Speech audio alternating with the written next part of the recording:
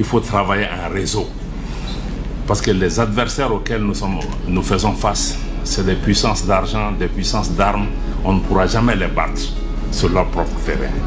Mais on peut les battre à travers notre mobilisation populaire, notre union, notre unité, notre confiance en soi, notre détermination. Je pense que c'est ça les armes imparables qu'ils ne peuvent pas nous arracher. Et ces armes leur font peur. Notre richesse principale n'est pas sous la terre. C'est nous-mêmes. Parce que ce qui est sous terre, on ne peut l'exploiter que si nous-mêmes nous sommes en capacité de pouvoir travailler, imaginer, trouver des solutions et pouvoir exploiter l'ensemble de ces ressources-là. Notre richesse principale, c'est nous-mêmes. Notre richesse principale, c'est la jeunesse. Vous avez dû voir même les conclusions du dernier recensement de la population. On se rend compte que plus de 60% de notre population est jeune et plus de 50% de cette jeunesse a moins de 25 ans. Parce que c'est dire les défis qui sont énormes pour chacun de nous, particulièrement pour nous responsables. Si nous comprenons que cette jeunesse est une force et que nous investissons dans cette jeunesse, c'est un potentiel pour notre pays, pour l'Afrique. Si nous ne faisons pas ce qui est nécessaire pour préparer cette jeunesse, dans ce cas, je pense que nous devons nous préparer à des difficultés. Vous voyez, dans tous les pays où il y a des renversements, ce sont les jeunes qui sont devant. C'est eux qui sont dans les rues. C'est eux qui sont recrutés par les groupes terroristes. Donc je pense que s'occuper de sa jeunesse n'est pas un acte de charité. C'est vraiment le bon sens et je vous félicite pour le fait que vous donnez cette importance au renforcement des capacités. Mais le renforcement et le développement des capacités n'a de sens que si nous commençons d'abord à avoir confiance en nous-mêmes. Parce que ta capacité ne sert absolument à rien si tu n'as pas confiance en toi-même et considérer que toi, tu vaux quelque chose et que tu peux apporter des réponses. Les gens à qui nous faisons face aujourd'hui sur la scène internationale ont été dans les mêmes écoles que nous. Ils sont passés par les mêmes bancs. Pourtant, c'est eux qui sont là pour nous donner des leçons. C'est eux qui veulent nous assujettir. C'est eux qui veulent nous prendre comme des esclaves. Nous devons comprendre. Souvent, je pense qu'on est même mieux outillés que beaucoup de ces responsables aujourd'hui. Parce que nous venons de pays anciens que nous connaissons. Nous avons un socle culturel important. Nous avons notre identité. C'est pourquoi je pense que tout ce qu'on peut faire dans la vie au Mali ou ailleurs, surtout vous, jeunesse Rotaract, travaillez à avoir confiance en vous-même, pas dans l'arrogance. Parce que c'est quand tu as confiance en toi-même que tu verras en toi des possibilités. Mais quand, pendant tous les siècles, on nous a fait douter de nous. Donc je pense que le premier pas, c'est vraiment ça. Donc je salue cette jeunesse qui est ici. Vous pouvez avoir les meilleurs diplômes, être formé dans les plus grandes universités, avoir toute la technique. Mais si vous n'avez pas confiance en vous-même, je pense que vous ne serez utile ni pour vous-même, ni pour votre société. C'est pourquoi c'est important que vous êtes en groupe, vous êtes en réseau. Je vois que vous êtes bien organisé. J'ai vu aussi qu'il y a beaucoup de programmes que vous présentez ici. J'ai vu qu'il y a des élections en janvier. Je me rends compte que je suis disqualifié, sinon j'aurais été intéressé. Hein? Je pense que c'est 45 ans ou combien l'âge, hein? 45. Bon, j'ai largement dépassé ça. Mais sinon, avec tout ce que j'ai entendu, j'étais vraiment intéressé de pouvoir m'engager de nouveau. Un dernier mot sur Rotaract aussi, c'est vraiment votre, je ne sais pas si c'est votre devise ou ce que vous visez en disant créer l'espoir. Je pense que c'est tout un programme pour nos pays. Parce qu'à côté de l'éducation et de la confiance en soi, je pense que ce dont notre jeunesse a besoin, c'est de pouvoir avoir l'espoir. L'espoir. Parce qu'il n'y a pas pire qu'une personne désespérée. Une personne désespérée est capable de tout. Donc ce que vous avez comme agenda de dire qu'il faut créer l'espoir, parce que c'est l'espoir qui nous fait vivre. Si vous mettez l'espoir avec la confiance, avec votre compétence, je pense que tout est... Parce que s'il n'y a pas d'espoir, on n'a même pas envie de se lever de son lit le matin pour faire quelque chose. Et on ne peut même pas inspirer d'autres personnes. Je pense que quand j'ai accepté aussi cet exercice ce matin, c'était en partie aussi, je pense que nous avons, nous, cette responsabilité d'avoir reçu de ce pays et cette responsabilité aussi de donner et de partager notre modeste expérience avec la jeune génération, mais aussi de pouvoir vous inspirer, à mon avis. Je pense que c'est peut-être la chose la plus importante que nous pouvons faire, basée sur notre expérience. Donc je voudrais vous remercier pour cette invitation. C'est pourquoi quand nos jeunes collègues sont venus me voir, je n'ai pas hésité une seule seconde à accepter le défi, comme il l'a indiqué tout à l'heure, de pouvoir venir avec vous. Et le thème que vous avez choisi aussi est un thème d'actualité, un thème extrêmement important, l'action diplomatique malienne. Et quelle perspective pour une politique étrangère plus forte et plus avantageuse. Je pense que le thème il est très pertinent. D'abord, peut-être qu'il y a quelques concepts qu'on doit mettre en avant pour pouvoir se comprendre par rapport à cette démarche. C'est vrai qu'on parle d'action diplomatique, mais il faut qu'on comprenne que l'action diplomatique elle-même se situe dans le cadre de la politique étrangère d'un pays. Parce que c'est la politique étrangère qui définit les objectifs, les priorités et les paramètres de l'action extérieure du pays.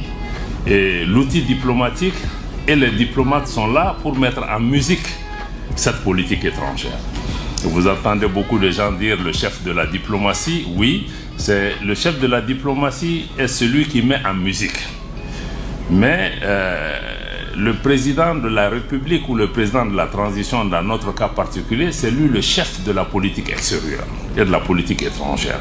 Parce que c'est lui qui définit la vision, les priorités et les objectifs. L'action extérieure se situe dans la matérialisation et la concrétisation de cette vision et de cet agenda en particulier qui nous semble être important. Donc nous, le ministère, les ambassades, les consulats, c'est ça l'outil diplomatique. Donc nous sommes là au service de cette politique étrangère du pays qui a existé depuis l'indépendance à aujourd'hui, qui a été fondée sur des principes clés aussi que vous savez, le respect de la souveraineté des pays, la non-ingérence dans les affaires intérieures des pays, l'autonomie politique de nos pays pour pouvoir se prendre en charge, le non-alignement. Il y a un certain nombre de principes qui ont été constants depuis l'existence de notre pays, y compris son engagement dans toutes les constitutions du Mali pour pouvoir, la disposition du pays en tout cas, à être prêt à céder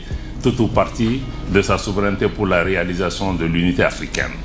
Vous voyez qu'il y a des gouvernements qui ont changé, mais fondamentalement, quand vous voyez, il y a quelques changements par rapport à la politique extérieure du Mali, mais les principes fondamentaux de la politique extérieure du Mali, de Modibo Keïta aujourd'hui, sont restés.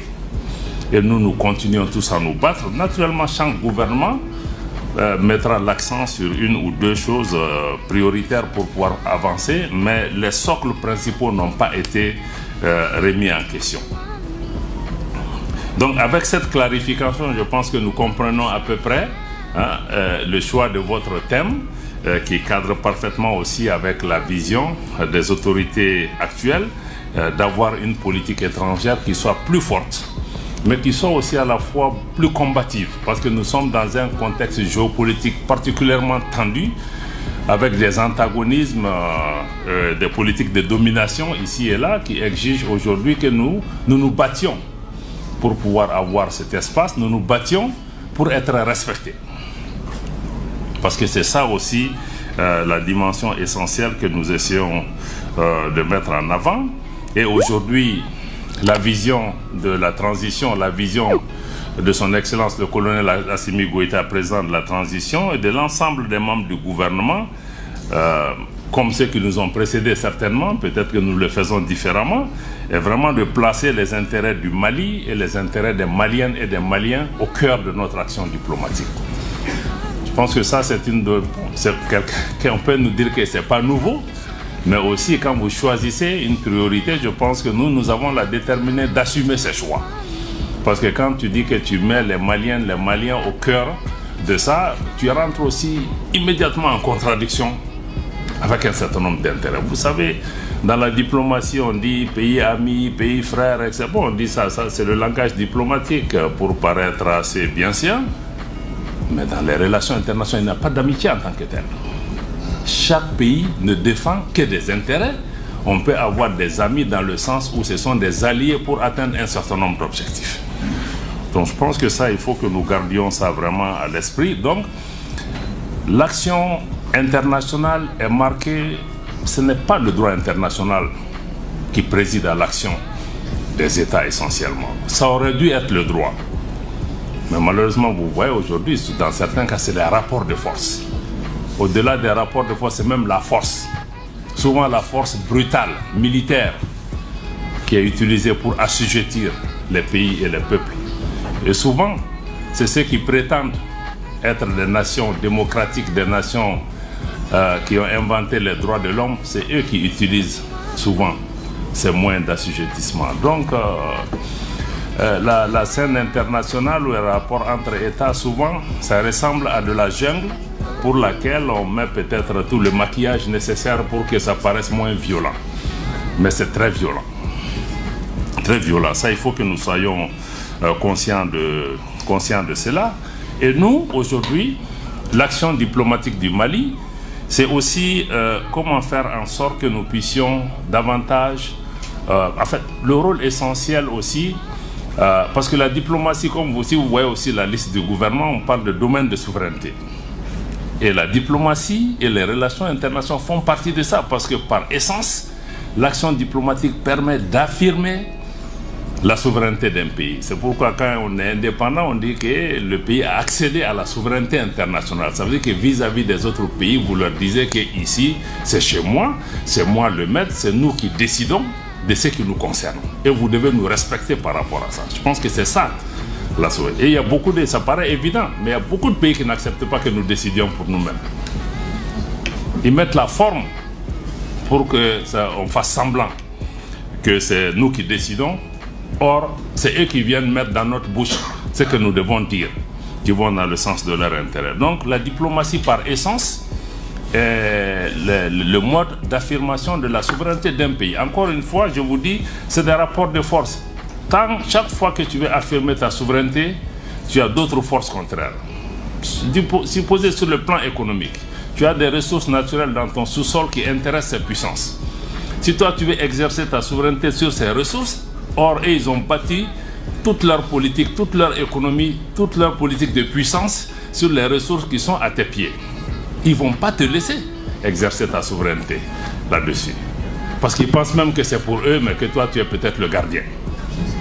Donc, c'est vous dire un peu que les relations internationales, il y a cette question d'antagonisme, de violence, de politique de domination, de contrainte, de force qui va s'exercer. Et malgré le développement du droit international, malheureusement, c'est souvent les plus faibles qui revendiquent l'application du droit.